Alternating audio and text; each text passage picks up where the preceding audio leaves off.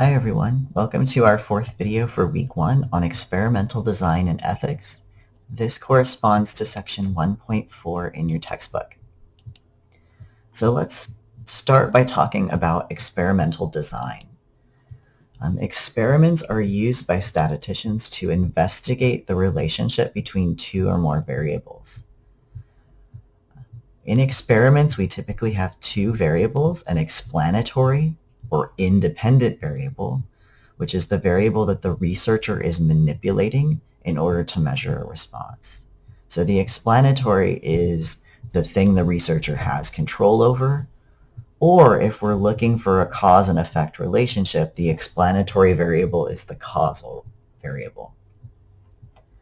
The response, or dependent variable, is the variable the researchers are interested in. This variable is dependent on the changes introduced in the explanatory variable. The changes made to the explanatory variable, or the values of the variables, are called the treatments. You're going to notice that some of the wording for these experiments sounds a lot like what you'd hear in a medical experiment, because that's often where these are run.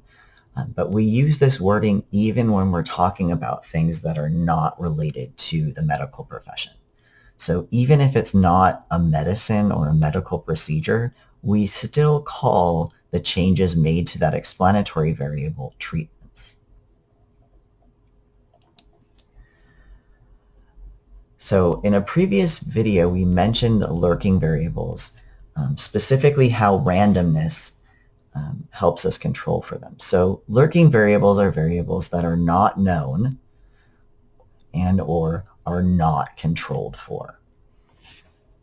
So these are things that it's not possible for us as a researcher to plan our study around. We cannot control for them in our study, but they will potentially affect changes in the response variable. They will affect the outcome of the study. These variables prevent us from determining if the explanatory variable is responsible for the change. It muddies up whether there is a cause and effect relationship there. If we use randomness when we are selecting our sample, and we use randomness to assign people from the sample to the treatment group versus the control or non-treatment group, we can help to mitigate the effects of that lurking variable. The assumption being that when we use random assignment, the different aspects of that lurking variable are kind of evenly distributed throughout our sample, and so they don't produce significant changes in the response that we're measuring. So randomness is super important. So we've used these words, treatment and control. The treatment group is the one that receives the treatment or the change in the explanatory variable. Sometimes there can be multiple treatment groups. And the control group is the group that does not receive the treatment. In cases where the treatment group is asked to take something, such as a medication, a placebo can be used with the control group. A placebo in medical terminology is basically like a sugar pill. So it fools the participant into thinking they're taking a medication without actually giving them the medication.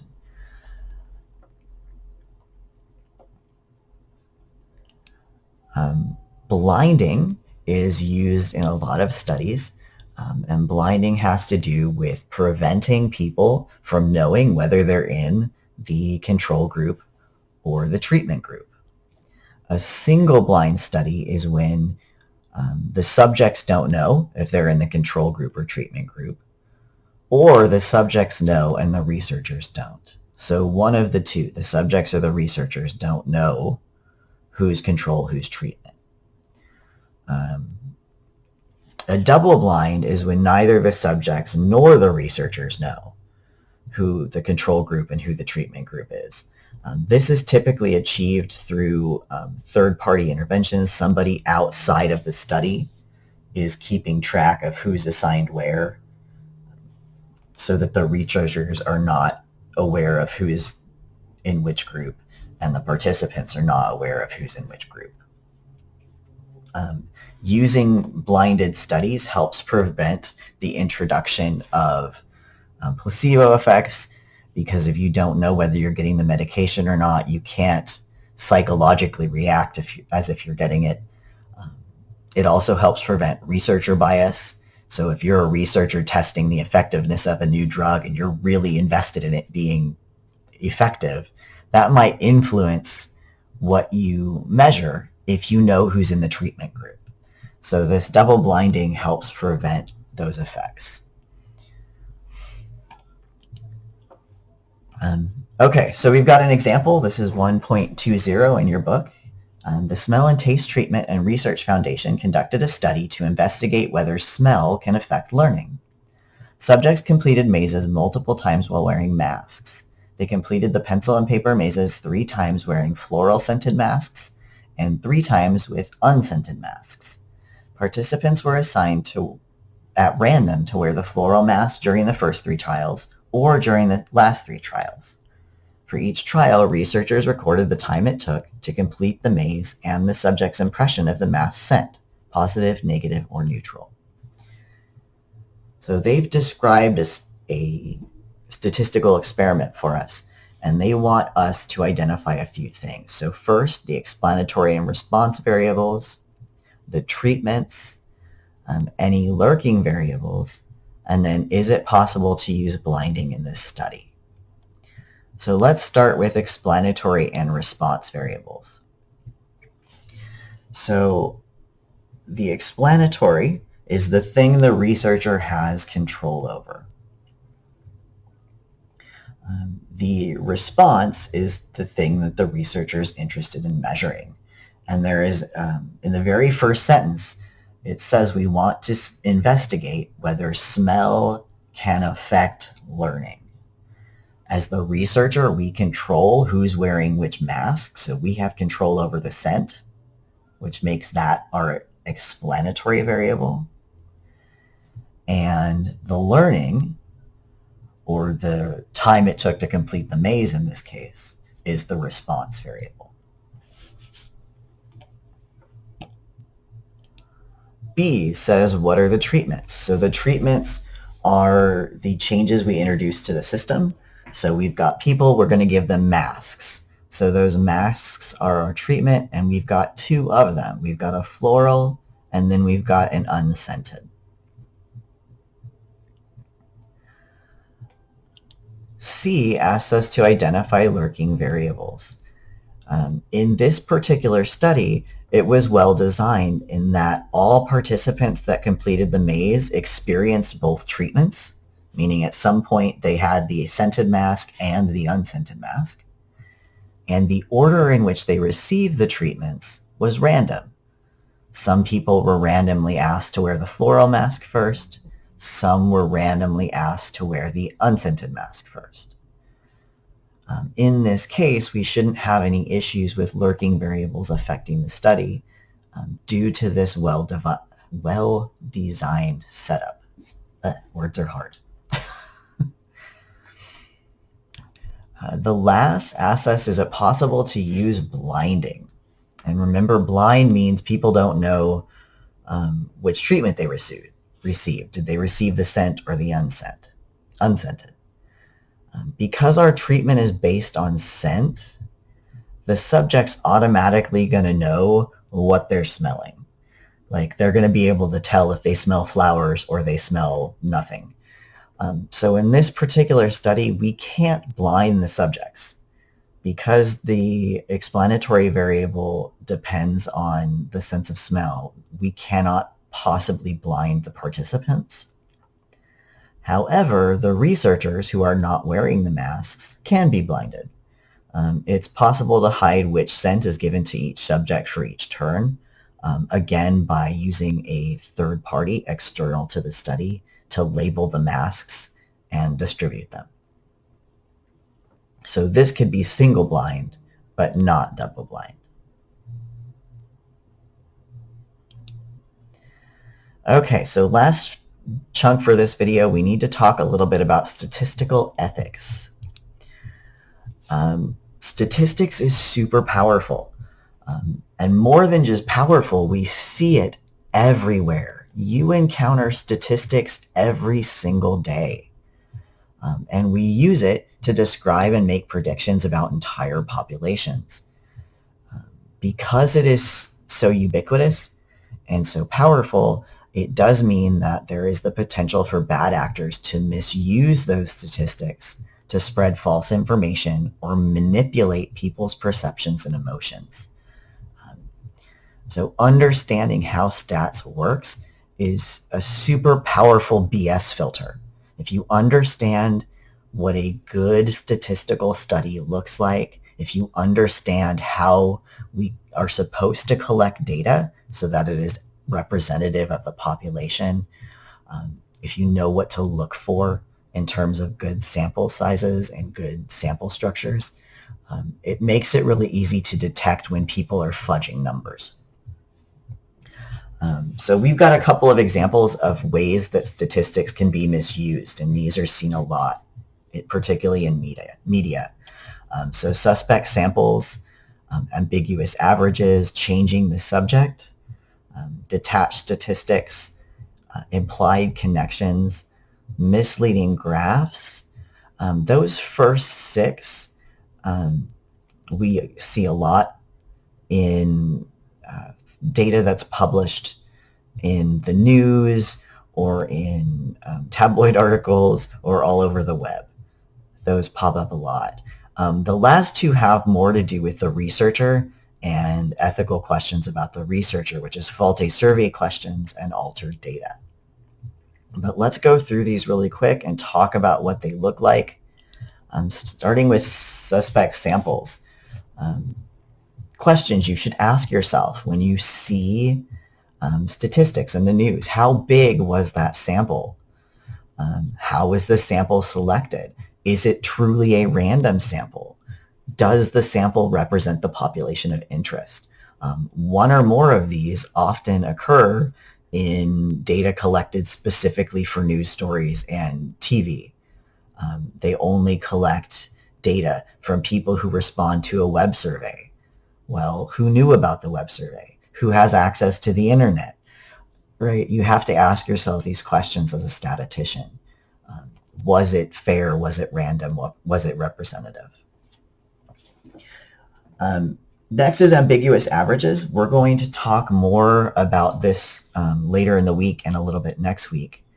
There are, I think, 4 different measures of center or averages that we're going to look at. And those measures of center look at different aspects of the data set. They are calculated differently, and so they will vary depending on the shape of the data.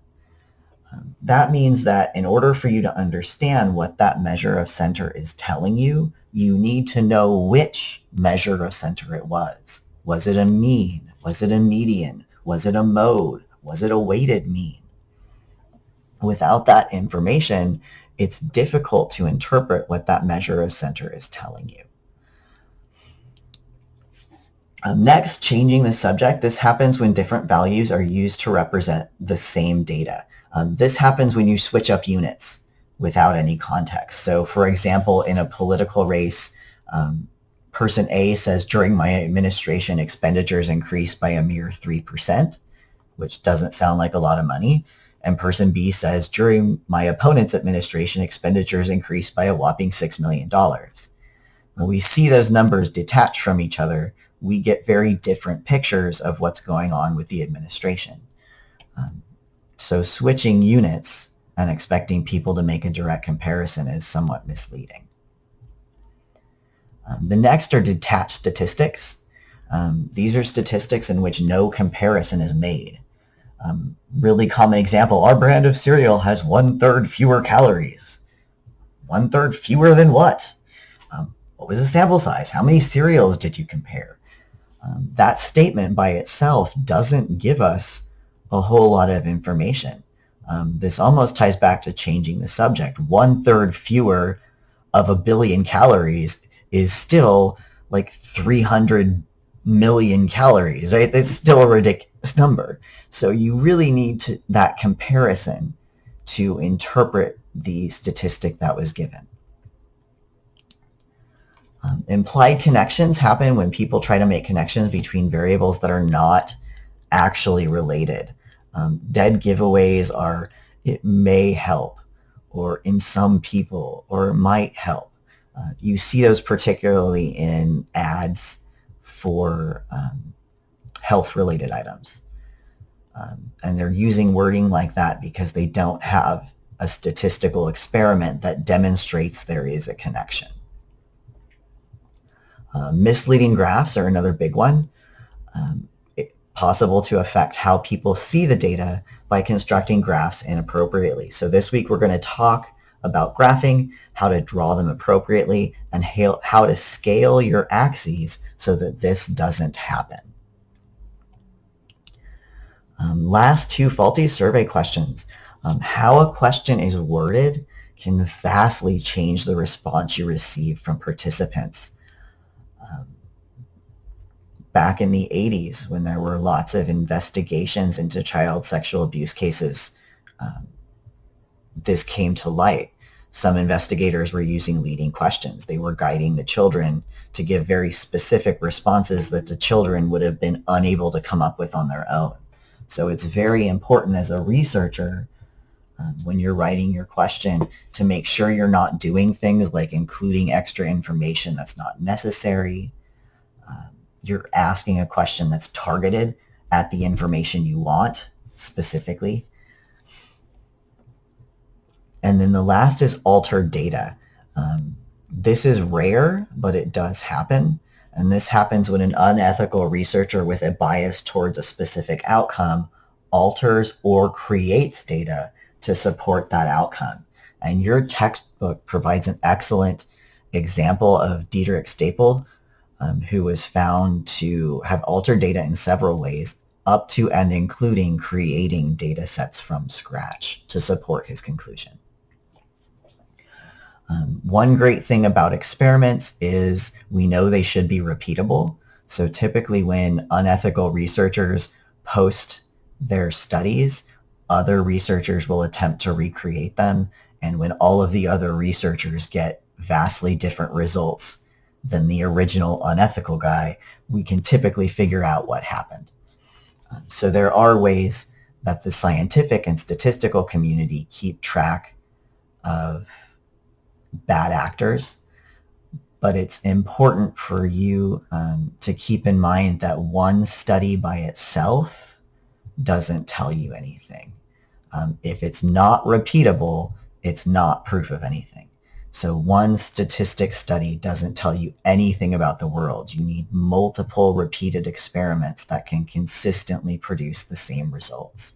And you've probably heard that in a science class. That's kind of true across sciences. It's not repeatable, it's not trustworthy. Okay, if you have questions on this lesson, feel free to let me know, either email or text message. Otherwise, I'll see you in the next video.